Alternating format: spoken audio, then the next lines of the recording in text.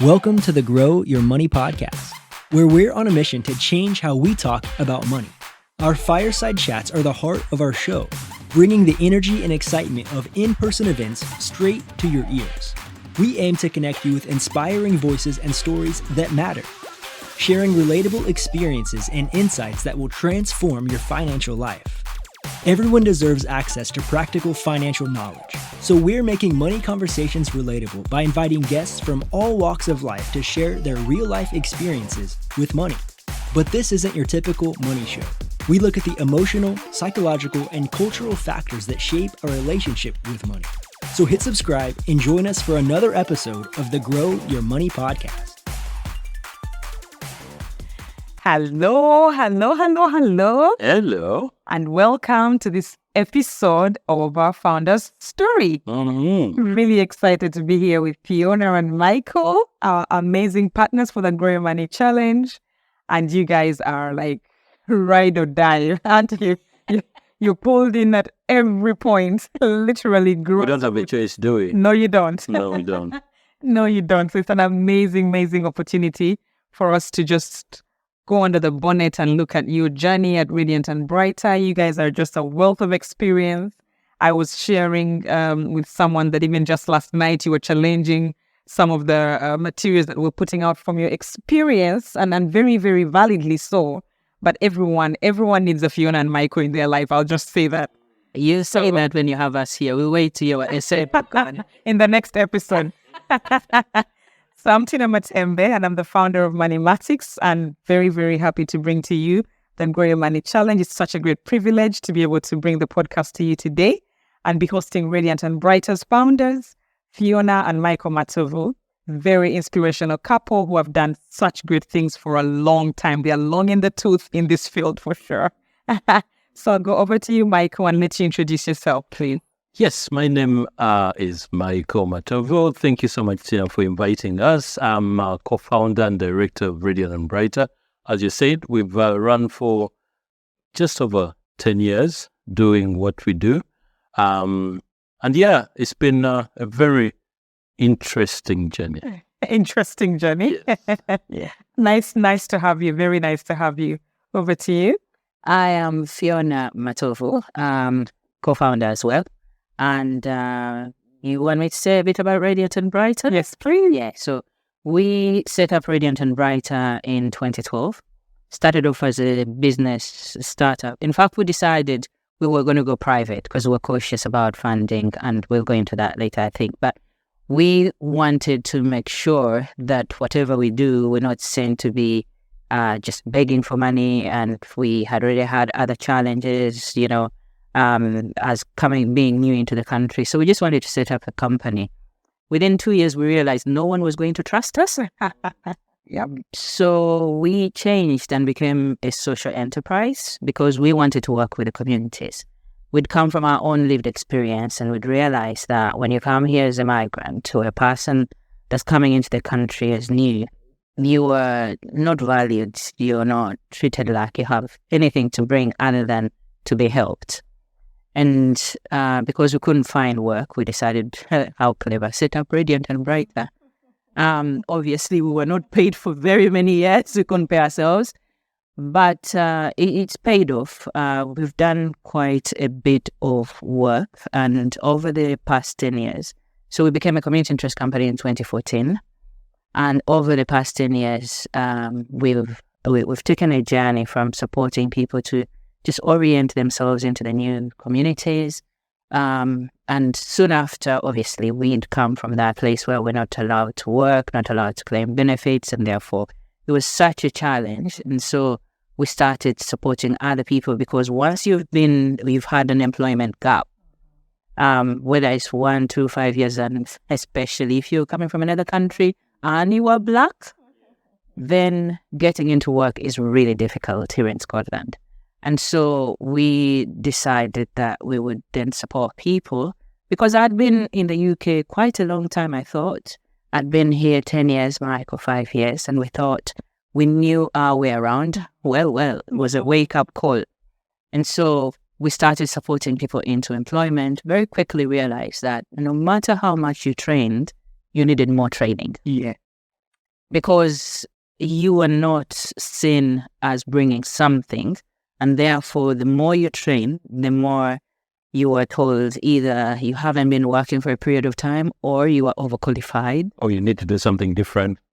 Yes. So we then started to work with employers. And so we had the opportunity to work with Marks and Spencer's. Okay.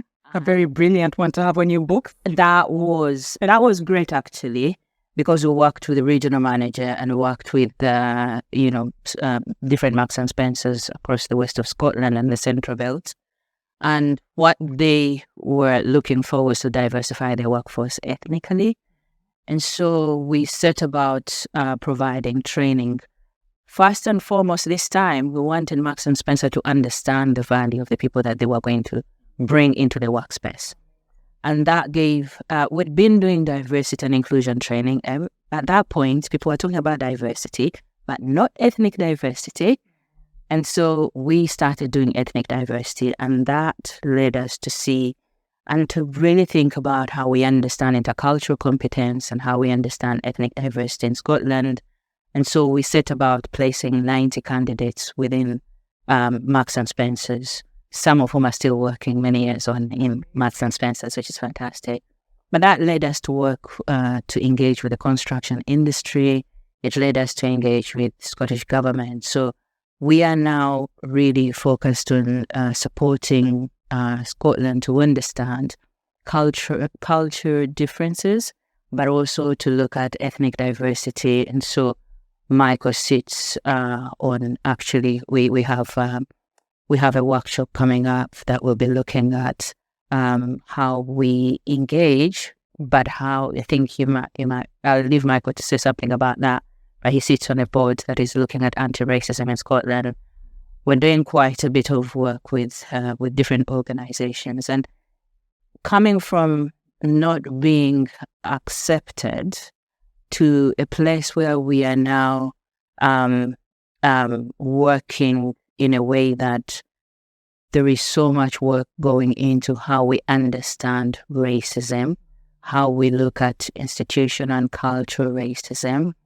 I think I can say it's challenging, but I'm thankful to be in a space where we can now speak about it in a way that we bring about change. So our work really sits in that arena, and I'm blessed and thankful to be doing a PhD as an anti-racism scholar and doing it with the James McEwan Smith scholarship at Glasgow University, which is also about reparation. Very full circle. Yes, it's really come full circle. It's that thing where what was supposed to be the greatest challenge brought so much light into it.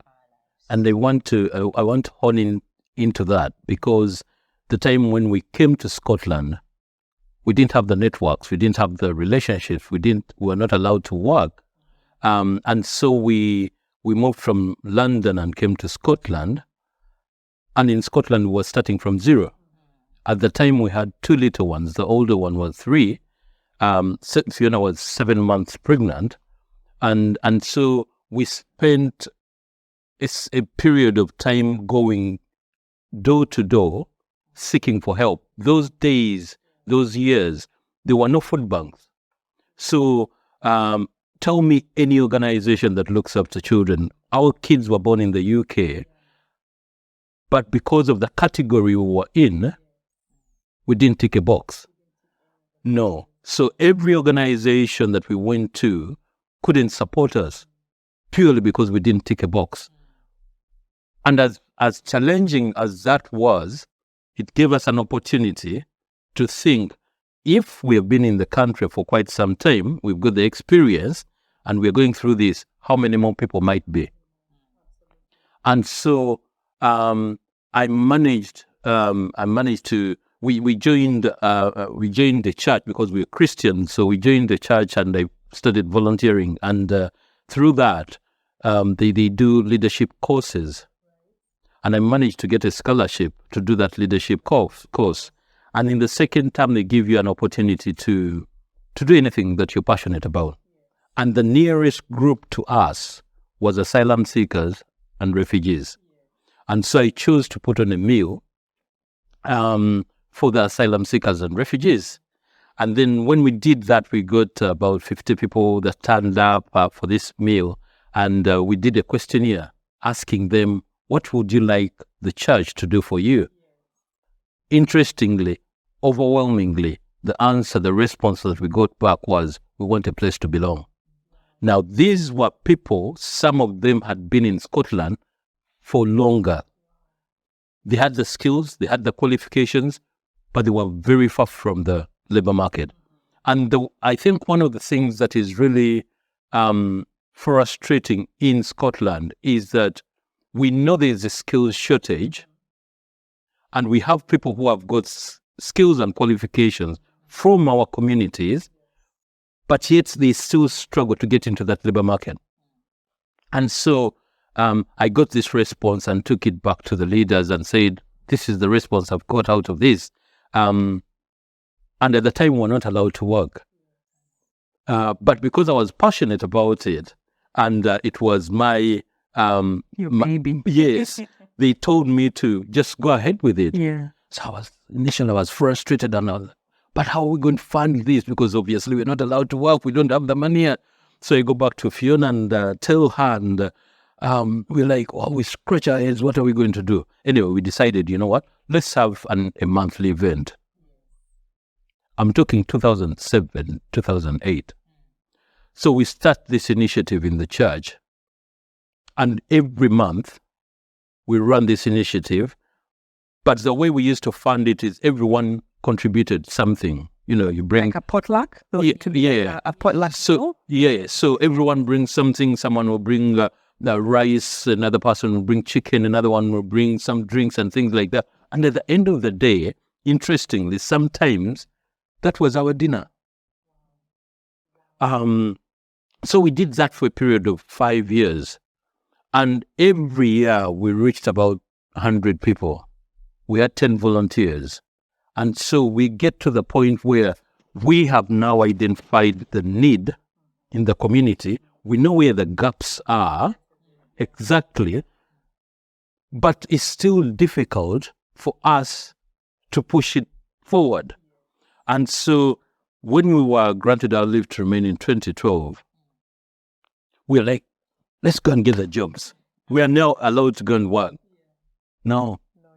We had that gap of 5 years. Yeah. But interesting. Yeah, exactly. That word interesting. So everywhere you take your CV, they look at your CV and they see the 5-year gap. And they're like, yeah, it's very interesting. And that will get back to you. And surprise, no one gets back to you.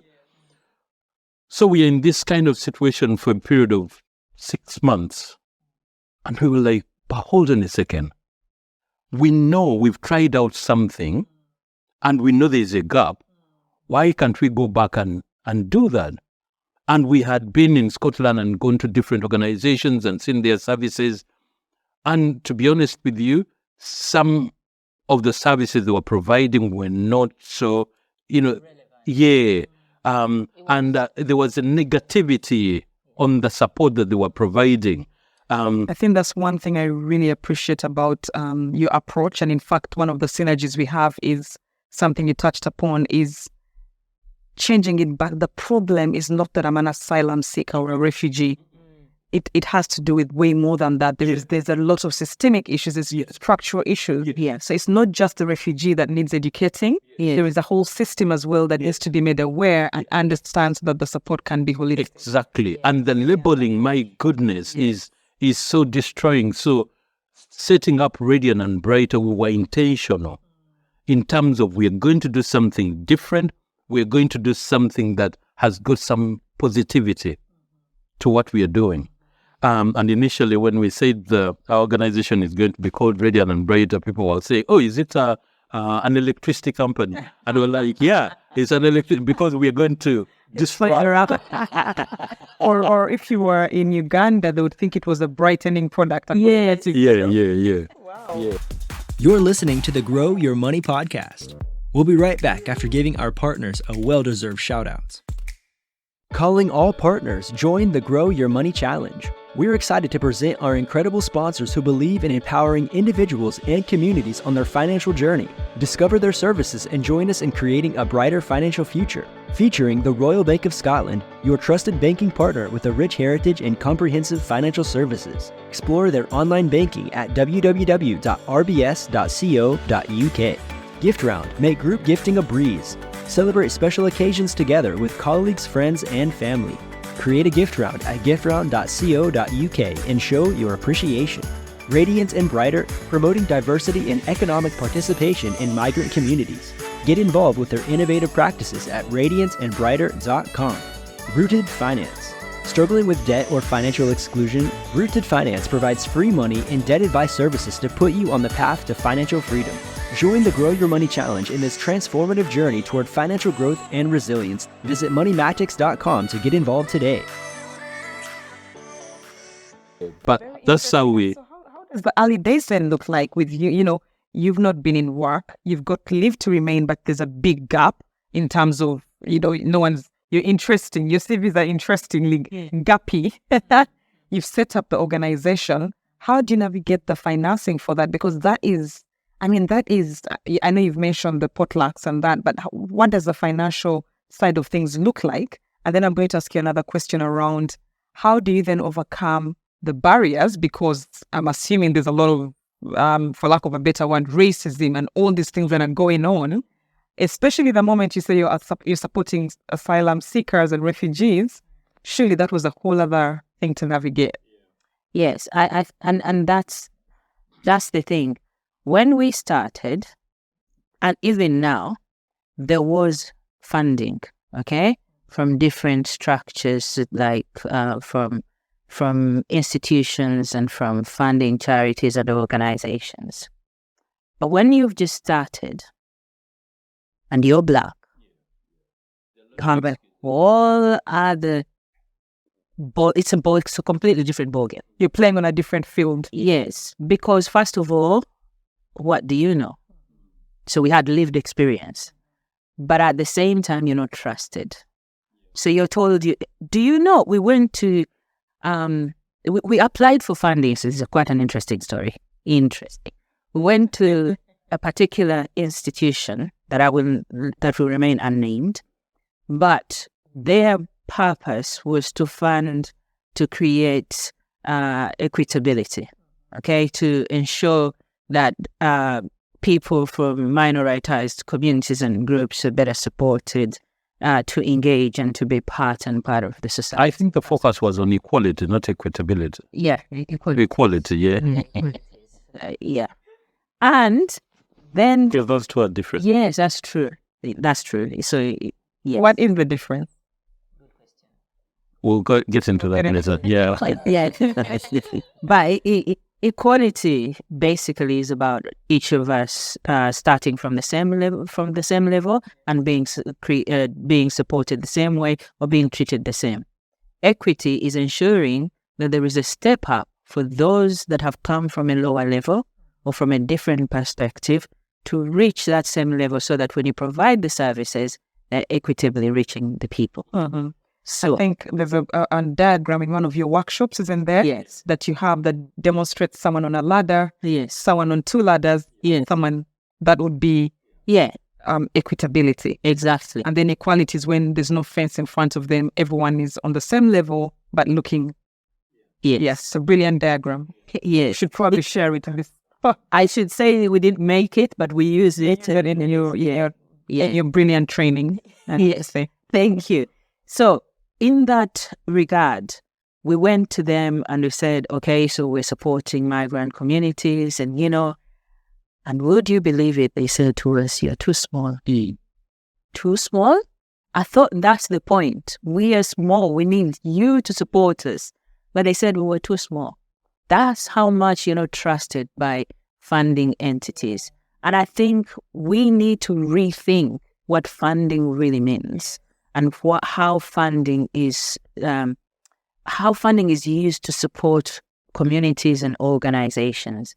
And I know that research shows that Black founders and Black founded organizations and companies are not likely to get funding in fact, they are left behind because there is a lack of trust. There is that element of, you're high risk. But I think that is something that we need to be looking at and thinking about. So our early days were very difficult. We spent 6 years with no real funding. I think we had, I must say we had some funding, maybe 5,000 here, 10,000 there. But then we were not allowed to fund our own wages or any premises. Yeah. And that's difficult because you're thinking, hang on a minute. Yes, people will eat, but who's going to serve them the food? Yeah. Yes, people will get the services, but where are we going to operate from? I hear you. In fact, I was having this very conversation with a good friend of mine, talking about how some of the funding that's available for charities and third sector organizations is crippling because it's designed to provide it's a microwave solution that does not embed real change or real change. Because what I mean by that is, if you're giving me funding to pay for the meals, but I'm not able to pay my wage, you're not helping me be sustainable. And if I'm giving them a meal but not upskilling them to be able to get into work, what was the point of the meal in the first place? So the funding sometimes can be very crippling. You're quite right. But also there's the other aspect where there will be funding for, say, for example, supporting people to get into employment, okay? And yes, it's clear that there are certain communities that constantly struggle to get into employment. And you come up with this idea of supporting those communities into employment. You even demonstrate it, and you still not get it. So, and in the long run, that funding, it's like they are big players who are constantly, day in, day out, they're the ones that get that funding. No challenges, no questions. No questions, nothing. You're too small. Yes. Better not be anyway. Exactly. And so for you as a Black-led organization, you're constantly struggling to make ends meet and all that. And the worst bit is even those mainstream organizations coming to claim to partner with you, but still don't value what you're bringing. So constantly it's a struggle. But I think for us, we are really passionate about what we are doing, and we know that there is a gap. So at the end of the day, we're not just doing it for the sake of money. It's a bigger picture that we are looking at. We know that people from our communities actually, when supported into some of these opportunities, there's a long-term outcome or impact. So yes, the money is good, and yes, we need the money, but it's something bigger, and we are always striving to work towards that. This is interesting because it's going to lead into my next question, which is around navigating the ecosystem. But one value that you guys and I share very strongly, and that I have to commend, is quality of work. I think it's something that both of us are really, really particular about. And over the years, because these days, everyone seems to be a race equality expert. Everyone is saying that they're doing diversity and equality training. It's like, and again, sadly, because there's no other opportunities in the space. So when you go out and you're trying to start up a business, I'm finding that people are struggling to differentiate themselves, and therefore you're having to be a race equality expert of some sort, which is really sad and shouldn't be the case. But to navigate the system, one of the things that I think will stand the test of time, even against all the injustice, is quality of work. Because I really want us to come to a point where we are questioning, I've put in a bid, surely it should be at the same level and quality as everyone else. How have I not been given that opportunity to lead on race and equality work when I am not only lived experience, I'm a scholar, I have the expertise, I've been doing this for over 10 years.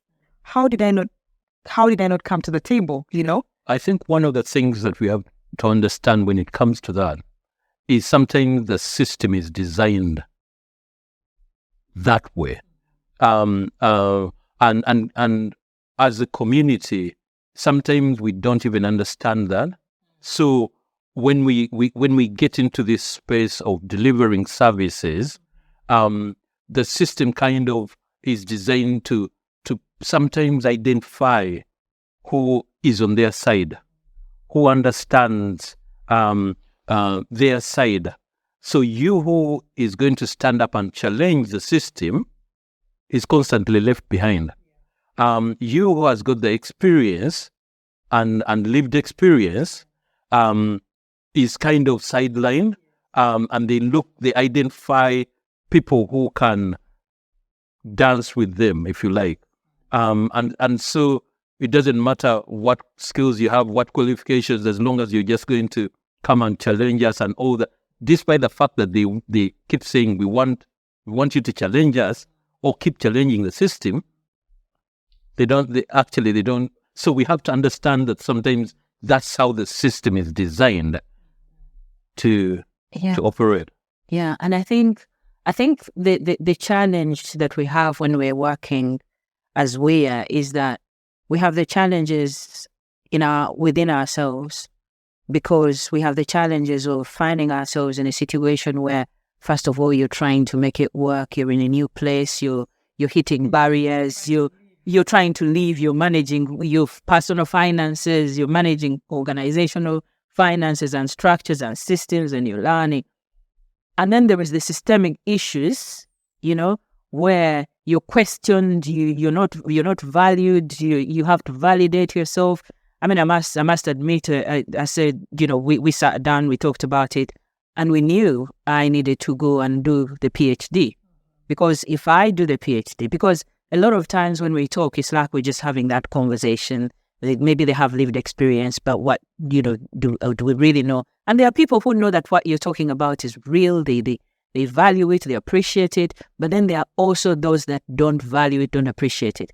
And so going to do the PhD was to say, look, we're not just talking about these things. There's evidence. There is knowledge, and it shows, and and there is not enough written academically about the way Scotland behaves in terms of racial equality and anti-racism and all that.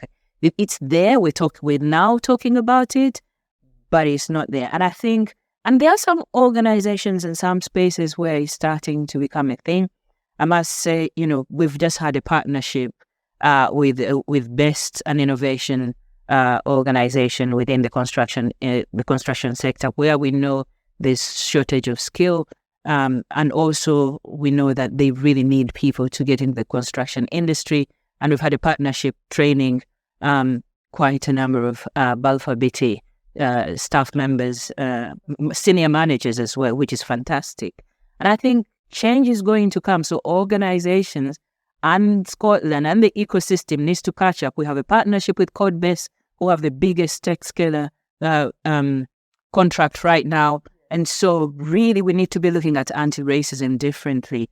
But also the anti-racism observatory is coming on board, which Michael has been a part of. And so we really need to be thinking about how we do this work. But as you say, we are keen that whatever we do, and I don't know whether this is something that is fair, but whatever we do has to be done to a very high quality. We just don't have an option. And it's a thing to do that. And we don't have money. Yeah. Sorry, I just wanted to pick up on that because I'm really, really keen to see where it goes with the code base, and again, from a selfish point of view, I mean, just to have an ethnic minority business as part of that tech scaler journey is going to be really interesting. And I have said many times on camera and off camera that I'm really keen to see the equitability of that in itself, of your partnership. Are you equitably at the table, and how does that pan out? Because really and truly, we do need organizations like that at the table. But being at the table is different from being given the spoon, and it's being different from being given the food to eat as well. So are you at the table? Are you properly at the table and eating from it? And I will tell you that after I've seen it play out, because I'm really keen as well to see that. And it's a brilliant thing that you're involved in that. But I'm really hopeful that it's equitable and value adding, because you'd bring so much value to how that work's done. So we've worked with Codebase since 2020, and so this it's naturally led onto this, and I mean, they're keen to become an anti-racist. You can't be anti-racist. That's a whole other story. But anti-racism is a journey. So they are looking at anti-racism within their own organization and within the ecosystem. And we are keen to see how the partnership develops. But really looking forward to the work that's coming up in the next few years. So and it's really great because that's funded by Scottish government. So it really needs to be something that. Yeah, but I wanted to go back on the point of how the system sometimes plays us, because sometimes it's a divide and rule. Again, organizations and people from our communities will come up with ideas and innovations and brilliant things that they're doing, but they will tend to put one against the other. And so sometimes, after being in this for quite some time, you just see who they are picking on and give them a grace period of 6 months, 1 year. After that, they leave you and then pick someone else. The Nigerian hairstyle, pick and drop. Yes. Pick and drop. Exactly. But sometimes as a community, we have failed to even understand that. So the moment a funder comes to you and says, there's 20,000 here, you think, I'm the new kid on the block, I'm going to do ABCD. And yes, you're going to do it, but it's going to be for a short period of time. There's no sustainability. Exactly. So we need to... This is really important that I'm putting it out there. We really need an accountability structure to have a very clear criteria of how funding is being allocated. What is that criteria being applied across the board? And to be able to safely call out when situations go wrong. So if I recognize that I'm being picked and dropped and it's in an unfair way, where do I report it? Because when I'm a small organization and yes, I've been picked and dropped, I've realized it, what am I supposed to do next? Yeah. That in itself is racist, but I have no clue how to navigate that. And I'm barely trying to breathe. And sometimes the systems and processes are not there to address that. Yeah. You don't know where to report it. Yes. You don't know how to navigate. Yes. So this segues into my next question is how have you used failure to leverage, what you're doing and your business? Because for sure, you guys have been on one heck of a journey. I mean, when you talk anti-racism, you breathe it because you've lived every step of this journey genuinely. I think so. And I just wanted to tap into you and the audience to understand how you've used failure. I think for us it is, first and foremost, I had a wake-up experience, a wake-up call, where we had been in the business a long time. And this must have been about maybe 3-4 years ago. I went somewhere, I was asked to chair a group of women talking about the experiences. I was co-chairing with somebody, and I met women that are fit to be my mother. And I am not young. I'm not saying my age, but I'm not young. You don't look a day over 15, Fiona. Absolutely. That's why I keep coming back to you. Yeah, but in that time, I sat down with these women for, I think it was about 2 hours session. And they were experts on lived experience and the things that we were talking about, that we are talking about now. They had been there. They had tried to do this. They had children that were about my age, slightly younger, some of them, but about my age. And I realized we are not the first. We are not the first. Quite right. And we will not be the last. And so I think for me, the way we deal with failure is there've been moments, and I say this to organizations and businesses, that you were totally blessed if you don't have a moment when you're shaken to the point of near breakdown of the whole company. How many times? I know. If it hasn't come before, it will come at the 3rd year mark. It will come at the 5th year mark. it will come around about the 8th. Something will shake you up and you will find yourself in a situation where you have been challenged. One of our greatest challenges was when we found ourselves in, I think we'd taken on, we were renting from a particular organization and we had a small space. We had a little office that we worked from. And one day they woke up and decided they wanted to do exactly what we were doing. And they literally started services that we were doing. And Your landlord. yes. Oh dear. They literally woke up and the next room they had suggested language classes. We were doing language classes. Then we realized when people would come and register at the entrance, they would register them as their clients. My goodness. There's a whole other story. But what happened? How did you eventually? report that? You don't. You have nowhere to report Yeah. that. So we sat down and then, And the worst bit is when it's your community. yes. But the worst bit was they then said to us that the training rooms were not available to us anymore because they were using them. And so we had to pay for training rooms, but we had to book them. And we had people who came nearly every day for training. And we said, hang on a minute, you told us we could train. You know, we've been doing this. What's happening? And naturally, of course, we couldn't be in that space anymore. But imagine you've just started. We've been in there about a year. We went into another premises. This time, the premises were by a main institution. And guess what? We got in, paid our rent, were very excited. And then they slapped us. What was it? Service charge. That was twice higher than the rent. And we were now being asked for 3 times the rent as in service charge. For the business rate? No, it wasn't even business rates. It was just service charge for the premises. Were you in contract? Yes. And that was a wake-up call. We had signed the contract, but the contract said for every square something, this amount of service charge. We hadn't understood that. That was our first point of near failure because we had to come out. How did you recover from that? It's tough. It was tough. It was tough because we came out of the premises to try and save money to pay back because we were instantly in debt because the service charge also came 3 months later. Oh, God, no.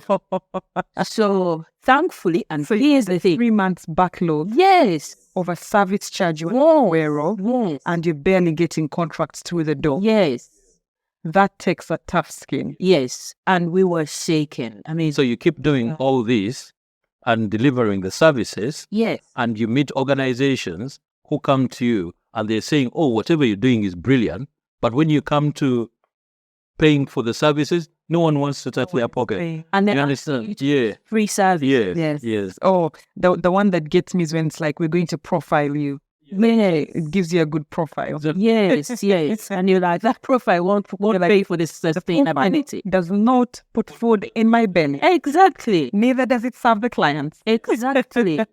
So how we came back from that, interestingly, and I mean really interesting, not the interesting, the other one, what we had was somebody I had met in business. I met the person at an event and told them we had no premises anymore. And the person said, hang on a minute, we have premises which we don't use during the day. Do you want to try and use those? And they gave us their premises and they said you can pay a small amount of money, but really it's insignificant. And we were in those premises for a period of time. And then, So from a connection you had made, from that connection, that was the first connection. The second connection was a man we had tried to talk to for ages. Michael had been chasing him for years. And then one day we met him and he asked to meet us. He was the CEO of one of the big social enterprises. And he came and we met him and he said they wanted to do some partnership work with us. And we're like, fantastic. And at the end of the meeting, he said, is there anything else I can do for you? And we said, well, we're looking for premises. And he said, oh, okay. I've got a building out there. It's not doing anything. brilliant. You can come and get into it. Do you know what he did? We were going on holiday. When we came back, he got removers to move us, bring us to the premises. He knew what he was doing, but he was fantastic. He brought us in. He gave us the premises. They were not really being used. They became active once we got in there. He did not charge us for rent for a solid year. It was 1 year. But after that year, we paid rent for a solid 5 years. Wow. So he'd invested in us, and we gave you back willingly. How brilliant. But also the other thing that we did during that period is most of the people that came to us were able to access his services as well, because they were also service providers. Collaboration at its best. Exactly. Wow. So there are ways of amazing. Yeah, there are ways of networking, doing right? Yes. Having the right network and having great collaboration. Yeah. I have to say, I'm really, I could not agree more. Having the right people who have that shared understanding of what value looks like. Yes. Yeah. Wow. I think that is one of the missing links in Scotland. When it comes to people from racialized communities bringing up ideas, we haven't seen a good collaboration where people are supported to do great things as they should. So work is still done on surface level, but we need to get to another level where actually what we're bringing is valued and therefore recognized. And I think what he did that was different to what we'd experienced before, he valued us. He didn't do it as if he was just helping us. He invited us in as partners. He valued us. Exactly. And sooner or later, we were now paying customers. Absolutely. And I think the key thing, that you've mentioned there is sustainability. Having that vision to say, if I invest now, if I do this now, it's going to pay tenfold. I mean, it's the same. It's the rule of growth, isn't it? You get tenfold from that. Brilliant. What has been the biggest lessons or the biggest takeaways from you in your journey? But before we go into that question, I want to know, so currently speaking, who are you? What's your client base? If I was to give you,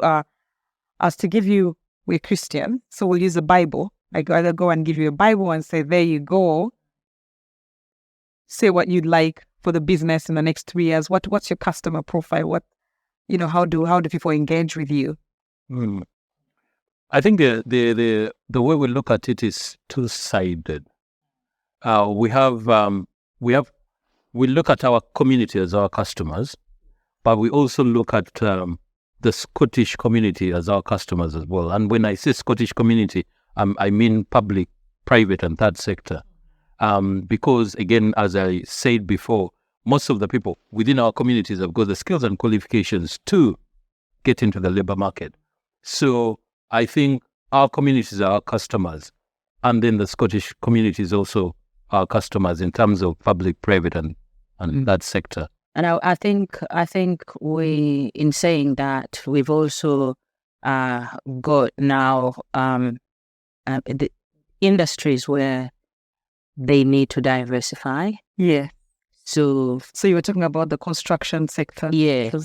We've worked with Taylor Wimpey before. We're now working with Balfour Beatty. We're looking at public sector agencies as well, because they themselves need to diversify their workforce. The demographics have changed in Scotland. There's so many people coming from different parts of the world now. And we're quite a number now. So it will be really important, because we provide workforce diversification training, but we also provide anti-racism and intercultural competence training. We know, I don't need to go into the details, but we now know how people in the public arena can get themselves into a pickle saying the wrong things to Black people, saying the wrong things in the wrong space. Asking the wrong questions. Do you know what racism is? Why are you saying I'm going to do anti-racism? If I ask you what is racism, do you know what it is actually?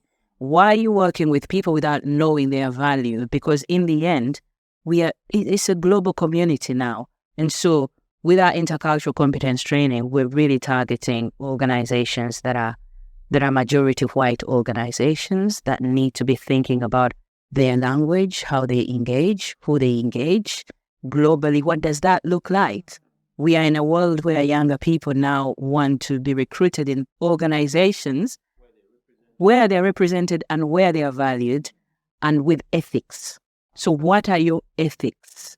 Can you actually say you're inclusive when you have nobody that looks like the people you reach? I dare not go into, where we have charities and institutions that have historically gone to African countries with their NGOs, and yet the people that sit at the top are all white. We are the experts of the community, so our target audience is really to hone in on organizations that want to remain relevant. And is it a holistic service? So you come into me, you provide the training, do you do the recruitment as well? So it's a holistic service. So if I'm looking, for example, to increase my talent pool, you guys will come and you'll train us on how to, I suppose, welcome the new people, and you'll go ahead to help us to source, you talent source and place as well. Yes, we'll talent source, we'll place, but more importantly, and the starting point is the culture of your organization. What does it look like when I walk in there? Do I feel welcome? But beyond that, will I be able to grow within your culture? Or am I going to be met with microaggressions? Am I going to be met with that lack of value? And also, what's the point of recruiting somebody if you're not going to use their potential completely and fully? And so we do the whole holistic approach. But first and foremost, we want to work with your team, with your staff, and create a culture that allows for everybody to run. So amazing.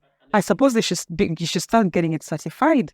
Because if my organization goes through that, yes, surely I should be, certified to say I've gone through this training, and that will soon become a badge for people when I'm the teenager. Because I can tell you that my daughter wouldn't be asking that question. You have a stamp to say, yep, you're going to be treated nicely because guess who was here? Radiant and brighter. Yeah, and I think it's not even just recruitment. Training and recruitment and being anti-racist, and those are just start points. It's a long process, as Fiona highlighted. It's the recruitment, the retention, and the progress. So, and sometimes organizations just do the recruitment, and they do recruitment without addressing the culture of the organization. And so, when people are recruited, very quickly they're out of the organization, because in the organization there's a lot of friction, and the culture hasn't been looked at, and the systems and processes haven't been looked at. So it's that recruitment, that retention, and that progress. How are people progressing when they come in? How are you retaining them? And when you're retaining them, are they still given the opportunity to reign through the ranks?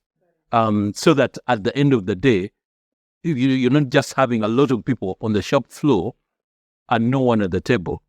And we need to move away from organizations bringing in some person that they think will just make them look good to deliver a 5-hour 5 hours. speech. 5 hours is so 2 hours. 30 minutes.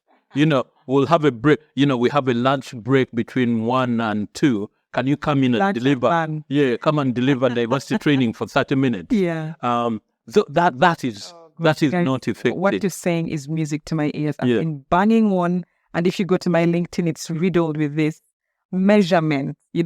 There's all this measurement around hubs, for example, and success rates and female entrepreneurship.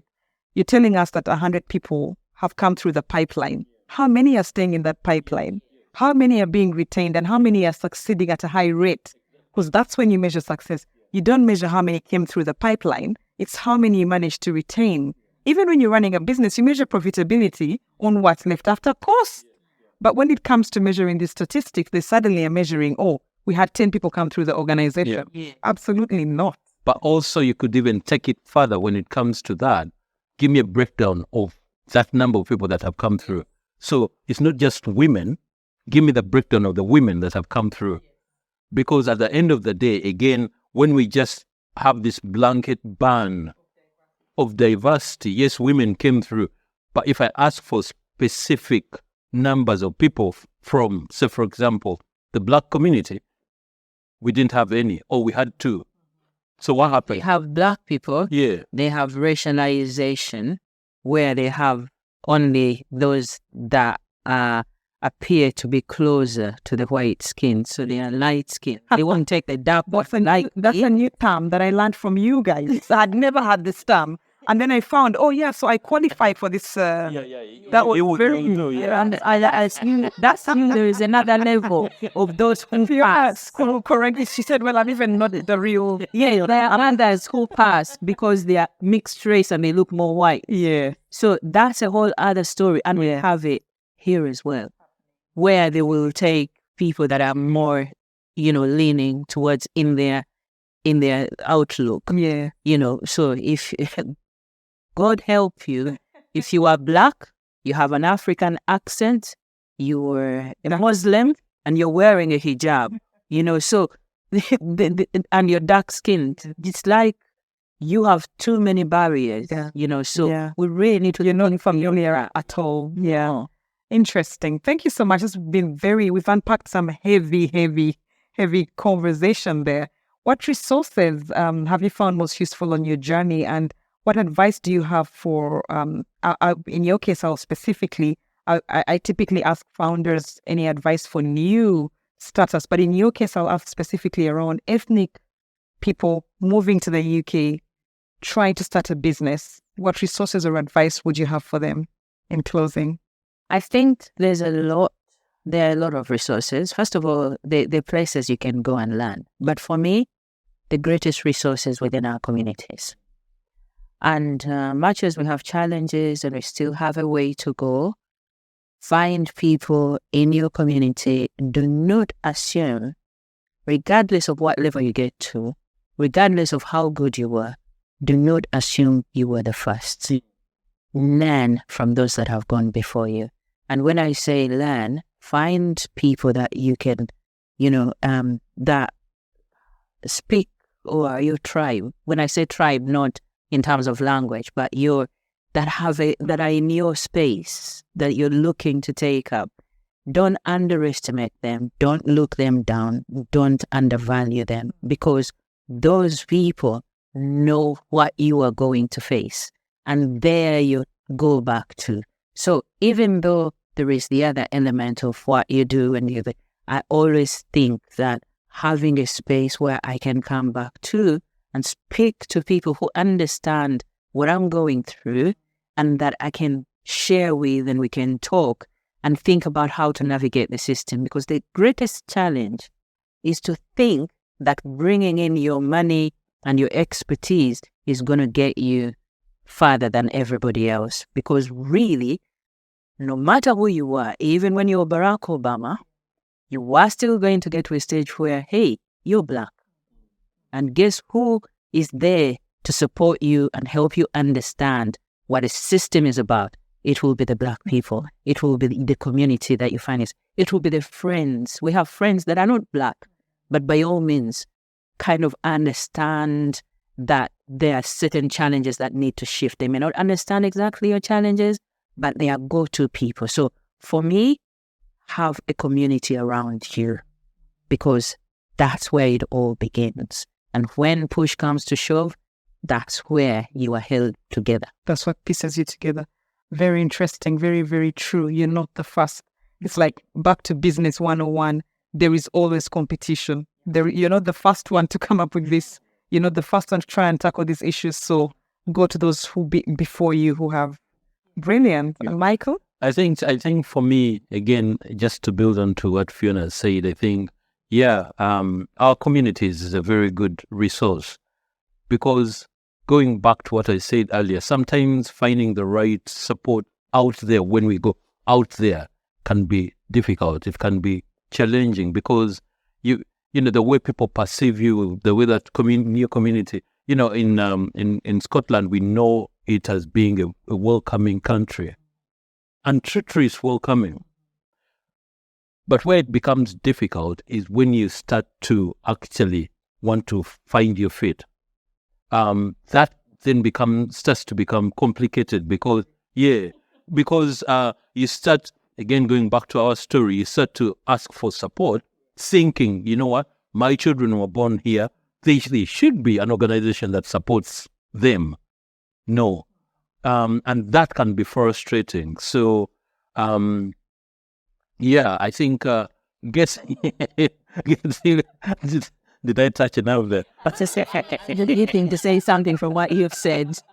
Yeah, go on then. See, Scotland is beautiful, right? It's like the sea. Yeah? The sea is beautiful. You can sit by the seaside, by the shore, and you look and you think, wow. Serenity. If you don't know how to swim and you get in, You're gone. you're done. You're done. Your means. It's immediately. You need to understand the sea. You need to know how to swim. You can't just step in because it's beautiful. You need to think about it. Oh, wow. That's such a good way to put it. And have the right equipment, have the space, have the paddleboard. Have the right skills, and understand the sea. Find the right trainers just in case you don't know how to swim. Because sometimes people will just throw you in the deep end. Yeah. So advice for those who are new is find the right people. Surround yourself with the right people. Yeah, which is not always easy, but Which is not, yes, sticking it. yes. And I think for me, again, having these discussions is critical. Because again, we don't have these spaces. We don't talk about these issues enough for other people to be aware. So find the right people around you, people who are going to inspire you, challenge you, but also direct you in the right way. You know that thing where they say, the conversation starts at the end, yeah? I'm thinking humility. Humility is key. Because when you have humility, you attract the right people. And I think sometimes coming in feeling like I know, people kind of push back. Yeah. They sit back and wait and watch. When you have humility, you attract the right people too. Yeah. Which is where I think failure comes in. Sometimes you need to fall down a few times. In my case, I had to fall down a few times and be like, oh, hang on. I'm not quite as good at swimming in the sea as I used to be. Let me go and find out. That's so the one. That's a different, a very different sea that I'm carrying in. Absolutely. Yeah. A brilliant point to end on. Thank you so much. It's been such an amazing pleasure. We'll do a lot more of this. You're going to host many of the Grow Your Money Challenge podcasts, so putting it out there. Thank you so much to our listeners for tuning in. We are so thankful for you. We do this for you, so please keep watching. Thank you. Thank you. Thank you for having us. Thank you for listening to the Grow Your Money podcast. If you're looking to take actionable steps toward achieving your financial goals, visit MoneyMatix.com. That is money, MATIX.com. And join our free Grow Your Money Challenge. Let's unite in the movement to inspire people to talk about money. Thank you for being a part of our community. We'll see you in the next episode.